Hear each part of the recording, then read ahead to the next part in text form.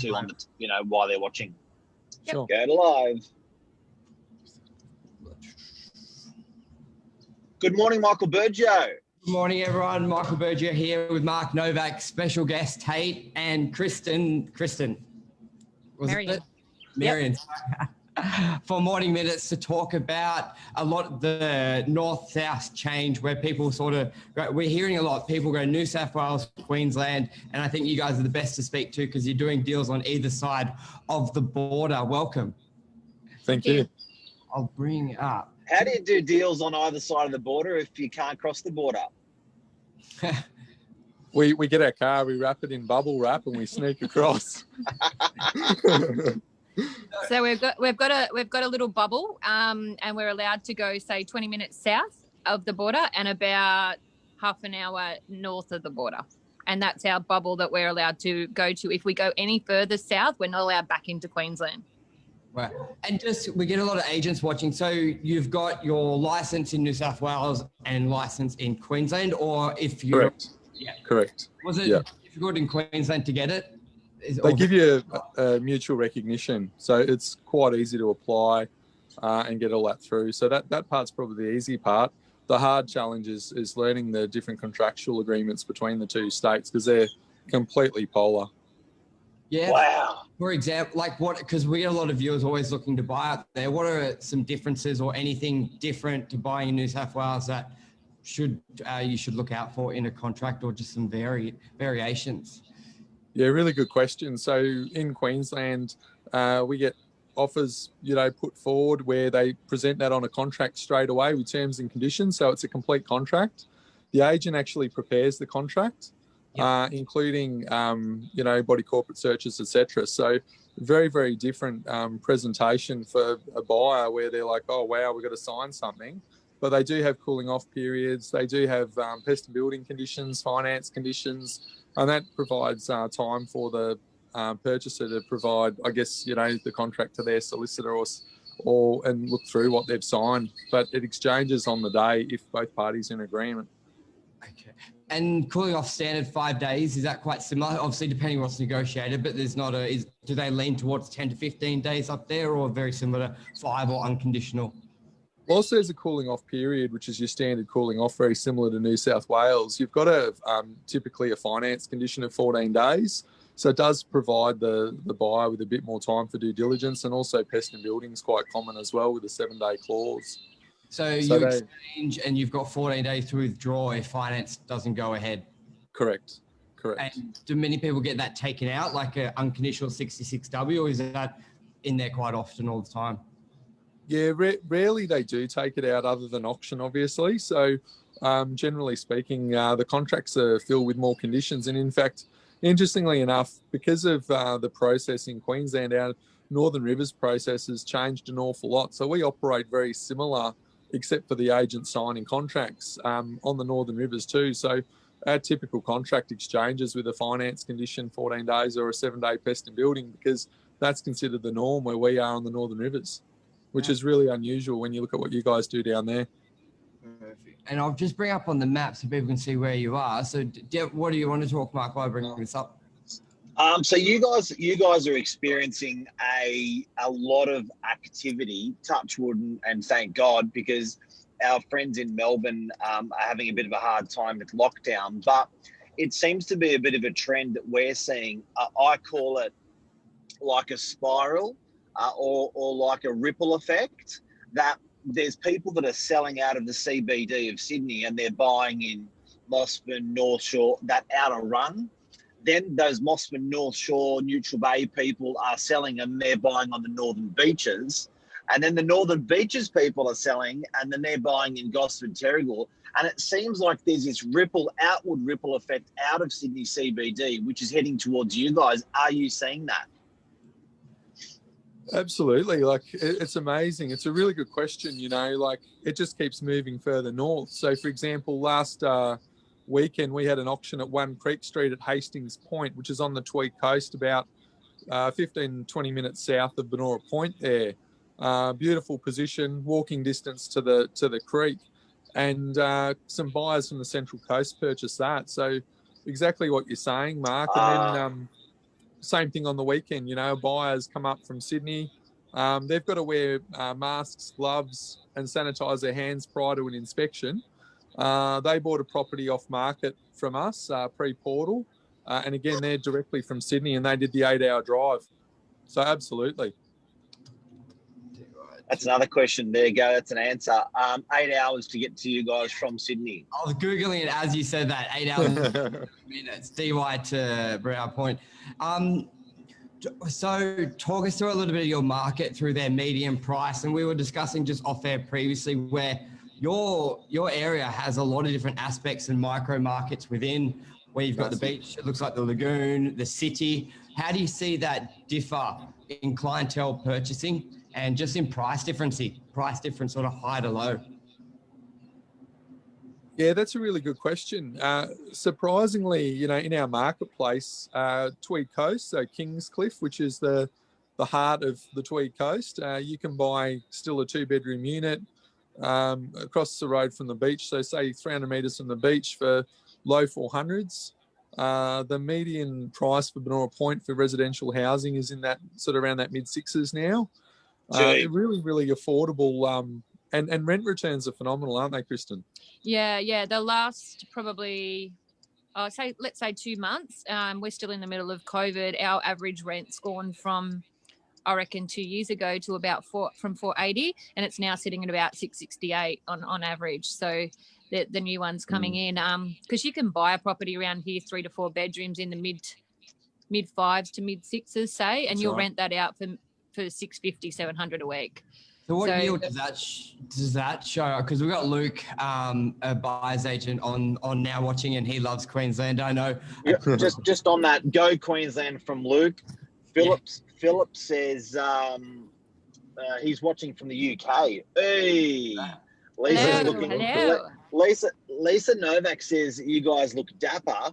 Yeah. And hey, Lisa. Hey, Lisa.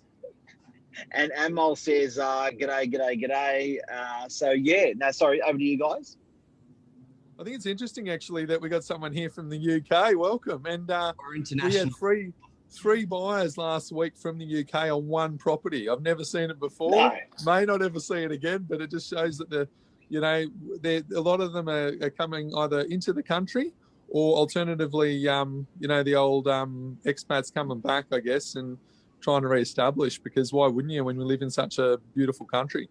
Yeah. Is it temporary, guys? Is this it's a sea change, it's a tree change that people are seeking. It's as a result of COVID, you guys are doing better. It's a result of COVID that our team at Novak is doing better, being on the beaches with a sea change, tree change. Is this temporary? Is this forever? Are prices going to then bust? I've got the bubble wrap behind me. What do you reckon? Look, every good market has its end, Mr. Novak. But I think generally speaking, we get the lowest density population from here as far north of pretty much as you want to go till you really get into Queensland. So we've got a rental crisis in the Northern Rivers. It's been marketed as that even in the newspapers and in the print media, right through to social media in the last few years. And that's been a big driving force. Undersupply or oversupply rental crisis? Phenomenal undersupply. Okay. And how is development? Is the council quite friendly? Is that why there's not many new developments being built? Or do you have a council that are anti-buildings? We're very green in the Northern Rivers. I've got probably a few members watching me right now, so it's a lovely council. And guys, we've in Sydney, we always like to bash you up, whether it's football, whether it's real estate, Queensland versus New South Wales. I've typically said to my clients, you don't buy in Queensland because you are going to get, and I know you guys aren't Queensland, I know you guys are New South Wales, but I'm right on that border. But you could represent both sides, which is even more interesting. Winning the state of origin. with capital growth, double-ended. It's a two-ended question, a double-edged sword. I should say double-ender. It's one is would you apply even where you are? Would you say nah? You got to buy New South Wales is better than Queensland for capital growth, and overall, as a whole state, both states, capital growth. Can you comment on both those things? I think they're so different, Mark. It's a really good question. We predominantly sell right on the tip of the northern New South Wales corridor, so obviously we're probably a little bit biased with that. But I think it's good to spread it out and have them on both sides of the camp, as they say. The benefit of Queensland is the reduced stamp duty, without a doubt. So the balanced portfolio is definitely a winner. Winner, chicken dinner. What's stamp duty? So New South Wales roughly 4%. What's it as a rough percentage? Queensland, the stamp duty. Oh, look, I don't like to be a generalist, but it can be almost sort of like you're looking, say for example, a stamp duty for, I don't know, New South Wales is 20 grand. You know, Queensland can be coming in between 11 and 13. Yeah, half. Yeah. And wow, yields as 5 to 6% on residential. Queensland sort of, and the New South Wales 2 to 3. Is that what you see? What do you think, Kristen? For the stamp duty, you mean? No, you're talking about stamp duty. Rent, for the rent. Oh, rent yields more so. Just the general yield, because that's what people balance. They go, I want New South Wales for capital growth, but I'll look north because I got a few apartments in DY. I want rental yield. I reckon northern New South Wales, to be completely honest, right on the edge. I mean, we have the hospital at Tweed Heads. We have, it's funny, we have everything from $300 a week right through to $1,000 a week here. Queensland, the main bit of Queensland we have is sort of across from the Gold Coast Airport. So we only go about that far, say Tugun, Palm Beach. And then, I mean, that can be really high end as well. But northern New South Wales, I think's the spot.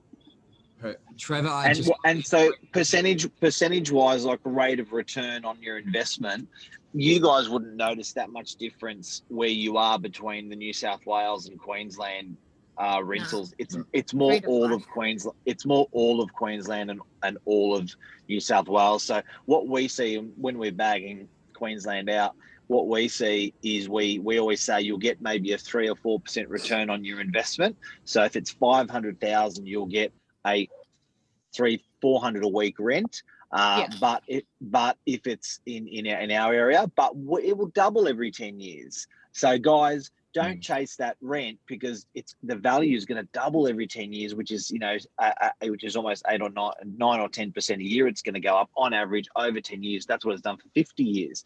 Yeah. Now, that's what we've done in Sydney. But are you guys seeing, because you're on the border of New South Wales and Queensland, how much would your properties, how long does it take for your property values to double on average? Is it 20 years? Is it 5 years on an average? That's a really good question. Did you say screw Sydney? Did you just say screw Sydney? Hey, I'm a Novak Mark. Oh, my God. I know, how dare she, right? Sydney, I can't believe that. That's a really good question. So in the GFC, it still blows me away to say this, but you could have bought a pretty average house. I know we're not allowed to swear. There's another term I could think of calling it for mid 200s. That same house now would be worth 500 plus. So we have seen pretty much a double, but it's probably more around that 10 to 13 year more so than the traditional 10 year. But the rent yields are probably, if you do the multiplier on it, are probably 5 to 10 grand better off in terms of your ratio than what you guys are getting. So, for example, we've got properties at the moment, 600,000 that are renting for 650 or 700 a week. Where do you when you initially get a call from a prospective buyer, because I'm sure you get people who they don't really know the area. They know they want to buy up north, but they've really got no clue. What's your first couple of questions to them so you're not just throwing mud, seeing what sticks? So an investor calls you saying, I live in DY, I want to buy up north. I've never been there. Where do I start? Like, how do you sort of help qualify to know what area? Because realistically, anyone living here, a lot of the price points will be very desirable. So what are your first couple of leading questions to help you identify where you should even send them? Otherwise, you're sending them, here's every property we got, let me know sort of thing. Good luck. They're everywhere. Yeah. Well, from a buyer's perspective, Yeah, I guess buyers, generally speaking, even though it's surprising, they have done a lot of research online or social media, which is good. So they have a general area mapped out. But we just ask them what's the most important, and probably what Mark touched on is really relevant. Capital growth.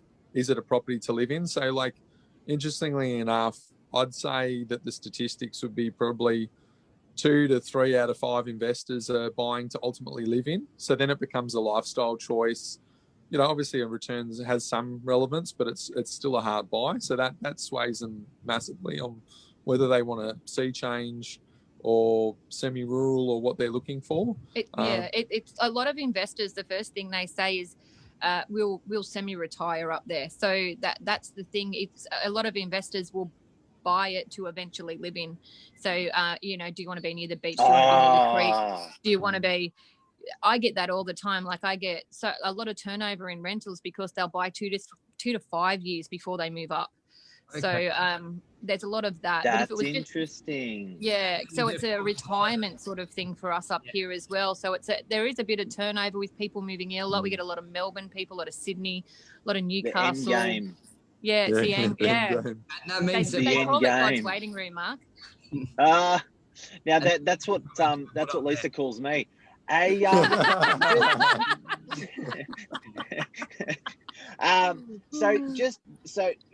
Trevor Martin said for $1 million, $34,000 in duties in Queensland for owner occupier, plus $7,000 for investors on top of that, or plus $70,000 for foreigners on top of that. They whack the foreigner, hey? Yeah. 70? 70. Look, so it's 70. Okay, so that's so it looks like. Yeah. Okay, so I think that's good comment. Now, just before we summarize and sign off, I think everyone's watching, and the common question for you guys, I think it is on everyone's mind, is, Tate, how do you get a girl like Kristen? Aren't you boxing above your weight a lot? Because I get this comment a lot with Lisa Novak. How do you handle that comment, Tate? Oh, I just say she's blindsided, and I'm so lucky that she is. Yeah, you have to dress up for that reason. That's right. Do everything I can. It's got his 3-piece on. Yeah. The 3-piece has to come out just to impress. I think I've got to put on my 3-piece more. Yeah. Do you guys have any questions for us, just in general, before we wrap up? I think what you guys are doing is great with the social media side. I think, it's cutting edge. It's different to what everyone else is doing in the marketplace at the moment. You guys really stand out. Not only have you become innovators in a very changing marketplace, but I think, you're showing the transition of the way real estate's going to be run in the future, which I think is really exciting. So people that are tuned in today are starting to see the scope of, I think, where the industry's going. And I think it's a commendation to you guys. And the collaboration too, because it was a couple of years ago, I think I first met you and Lisa, Mark, and the reason I think I met you is because I said to Lisa Jemison, if you had to pick for me in Australia an agency I could go to and get some tips and tricks or innovating or the most compliant agency you possibly know, and she said you need to meet the Novaks. So good on you, Lisa Jamison. Greg's on, actually. Greg Jemison's. Hey, Greg. Greg's watching. Watch out. I met Greg first, actually. Yeah. Perfect. Yeah. Anything else you want to say, Mark, before we sign off? Guys, love you guys. Good luck. Glad to hear business is going well. And what's very interesting for anyone who's watching is when times get tough economically, markets like people start seeking a tree change and people start seeking a sea change. And that's what I think we're seeing with you guys. And that's what I think with what we're seeing on the Northern Beaches. So it's sad for us to lose people out of the Northern Beaches to areas like yours or to Gosford or to Newcastle, those areas. But we also win on the other end because we get the guys coming from the inner city, North Shore to take up the market where people are moving out. Equally, you guys probably get people going further north, and then they're selling out of where you are, but you're getting our guys. So it's a good opportunity market for people to improve their lives. One really quick thing before we go that I think is really relevant with this too, Mark, is that migration's down from 350,000 to 157,000 now. So we're going to see a lot more local activity like this than ever before because we just don't have the migration coming into the country with COVID. So interesting times. And that's national. Awesome. A national figure, was that? A national Figure. Yeah. Wow. That's big. Alrighty, guys. Awesome. Thank All you. right, guys, Thanks, take guys. care. Thank you for your kind words. Thank